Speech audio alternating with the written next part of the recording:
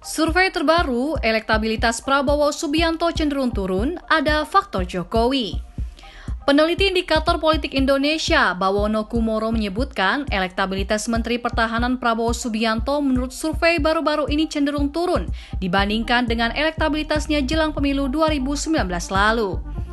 Penurunan ini, kata dia, tak lepas dari keputusan Prabowo bergabung dengan koalisi pemerintahan Presiden Jokowi. Oleh karena pendukung merasa kecewa, kata Bawono, kerja-kerja Prabowo sebagai Menteri Pertahanan tak lagi dianggap sekalipun ia berhasil menorehkan sejumlah capaian. Selain itu, karena Prabowo merapat pada pemerintahan Jokowi, sangat mungkin sebagian basis pemilihnya di Pilpres 2019 berpindah pilihan pada bakal calon lain. Bawono memaparkan berdasarkan hasil survei Indikator Politik Indonesia sepanjang 2021 dan awal 2022, Prabowo selalu masuk dalam 3 besar bakal calon presiden dengan elektabilitas tinggi, selain Gubernur DKI Jakarta Anies Baswedan dan Gubernur Jawa Tengah Ganjar Pranowo. Temuan survei periode 11 hingga 21 Februari 2022 menunjukkan bahwa Prabowo menempati urutan pertama dari 33 nama bakal calon presiden. Ia memperoleh 21,9% dukungan responden, diikuti Ganjar Pranowo 19,8% dan Anies Baswedan 16,4%. Sementara nama-nama bakal calon lain masih mencatat elektabilitas 1 digit. Temuan serupa ini juga ditunjukkan dalam simulasi indikator terkait 19 nama bakal calon presiden.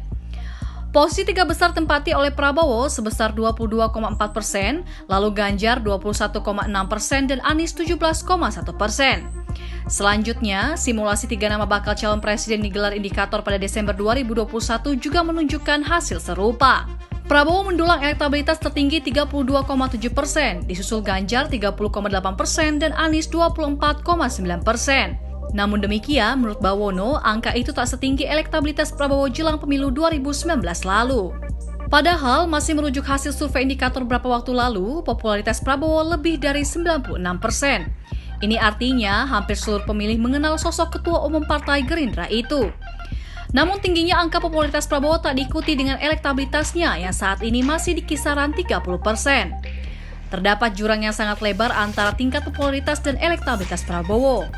Ini dapat diartikan bahwa tingkat kesukaan pemilih terhadap Prabowo tak setinggi popularitasnya.